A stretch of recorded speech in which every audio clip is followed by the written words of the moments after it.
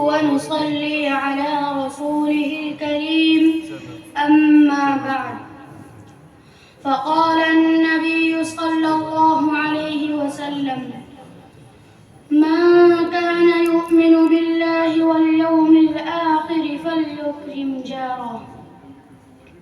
معزز سامعین کرام، میرے بزرگوں اور بھائیوں اور پردے میں بیٹھی میری مائیں اور بہنیں،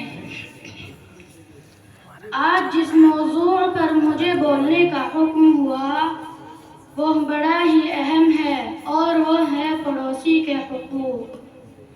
اسلام میں پڑوسیوں کے بہت زیادہ حقوق ہیں اور اللہ کے رسول صلی اللہ علیہ وسلم نے پڑوسی کے ساتھ اچھا سلوک کرنے کا حکم دیا ہے۔ جیسا کہ ابھی میں نے ایک حدیث پڑھی ہے جس میں آپ صلی اللہ علیہ وسلم نے فرمایا ہے، جو شخص بھی اللہ اور آخرت کے حساب و کتاب پر ایمان رکھتا ہے وہ اپنے پڑوسی کے ساتھ محبت اور بھائی چارگی کا برتاؤ کرے، اس لیے کہ آدمی کے اخلاق کا پتہ ان لوگوں سے چلتا ہے جن سے ہر دم واسطہ پڑتا ہے، اور پڑوسی کے ساتھ یہی معاملہ ہے کہ آپس میں خوشی غمی، اچھے برے حالات، شادی بیاہ، لین دین میں سابقہ پڑتا رہتا ہے، جس سے آدمی کی اچھائی اور برائی سامنے آتی رہتی ہے۔ برادران ملت، جب ہمارے اخلاق اور عادتیں اسلامی ہوں گی تو اس کا اثر پڑوسیوں پر ضرور پڑے گا۔ اس طرح سماج میں اسلامی تعلیمات پھیلیں گی، محبت پیدا ہوگی۔ پڑوسیوں کا معاملہ اتنا اہم اور نازک ہے کہ اللہ کے رسول صلی اللہ علیہ وسلم نے فرمایا ہے، خدا کی قسم وہ مومن نہیں ہے، خدا کی قسم وہ مومن نہیں ہے، خدا کی قسم وہ مومن نہیں ہے۔ پوچھا گیا، کون اے اللہ کے رسول صلی اللہ علیہ وسلم؟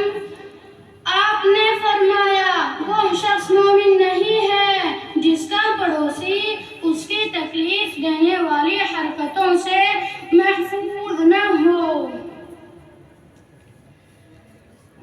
حضرات گرامی، دیکھیے کتنی سخت بات آپ صلی اللہ علیہ وسلم نے فرمائی اور 3 بار قسم کھا کر کہی، یہ ہے پڑوسیوں کا حق۔ دوسری حدیث میں آپ صلی اللہ علیہ وسلم نے فرمایا ہے کہ جو شخص پیٹ بھر کھائے اور اس کا پڑوسی بھوکا رہے وہ مومن نہیں ہے۔ لہذا فرمایا، جب کوئی اچھی چیز پکاؤ تو اپنے پڑوسیوں کو بھجوا دیا کرو۔ آپ صلی اللہ علیہ وسلم نے فرمایا، جو شخص بھی اللہ اور قیامت کے دن پر ایمان رکھتا ہے وہ اپنے پڑوسی کو تکلیف نہ پہنچائے۔ برادران اسلام، حضرت امام ابو حنیفہ رحمۃ اللہ علیہ کا مشہور قصہ ہے کہ ان کا پڑوسی ایک قوال آدمی تھا، روز رات کو شراب پیتا اور گانا بجانا شروع کر دیتا، گالی گلوچ کرتا، رات رات بھر یہی سلسلہ جاری رہتا تھا۔ امام صاحب کو اس سے بہت تکلیف ہوتی تھی، لیکن پڑوسی کا خیال کر کے خاموش رہتے تھے۔ آپ جب نماز شروع کرتے تھے وہ گانا بجانا شروع کرتے تھا۔ ایک مرتبہ 2 دن تک گانا بجانے کی آواز نہیں آئی۔ امام صاحب فکر مند ہو گئے کہ آخر معاملہ کیا ہے۔ ساتھ کیا حادثہ ہو گیا۔ معلوم کیا تو پتہ چلا لڑائی جھگڑا کرنے کے جرم میں جیل چلا گیا۔ امام صاحب کا بلند اخلاق دیکھیے کہ فوراً جیل کے افسر کے پاس گئے اور ضمانت کرا کر اپنے پڑوسی کو چھڑا لائے، اس لیے کہ پڑوسی کے ساتھ حسن سلوک کرنے کا حکم اللہ کے رسول نے دیا ہے۔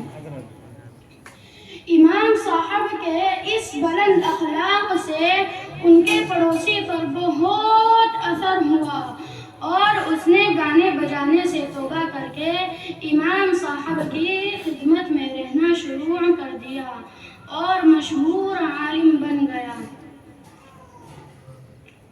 یہ ہے حسن سلوک کا اثر۔ برادران ملت، غور کیجئے کہ جب پڑوسیوں میں میل ملاپ رہے گا، محبت رہے گی، تو پھر کوئی مقدمہ عدالت میں نہیں جائے گا، کہیں جھگڑا نہیں ہوگا، سب مل کر امن چین سے رہیں گے اور اللہ کی بندگی کریں گے۔ ہم کو بہرحال ایک اچھے پڑوسی کا رول ادا کرنا چاہیے۔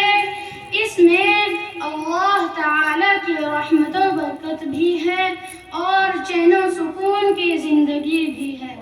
اللہ تعالیٰ ہمیں ان تمام باتوں پر عمل کرنے کی توفیق عطا فرمائے۔